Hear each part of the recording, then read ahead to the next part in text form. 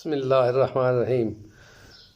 जुम्मे वाले दिन नहाना मसनून तरीका है। नाखन काटने का तरीका हज़रत अली से मनक़ूल है कि युमना सुम्मा युसरा ख़वाबिस व ख़ासबी, और ख़वाबिस में ख़वाबिस खिंसर, वुस्ता, इबहाम, बिनसर और सबाबा, और फिर बाएं हाथ की तरफ आएंगे तो औख़ासबी, इबहाम, वुस्ता, खिंसर,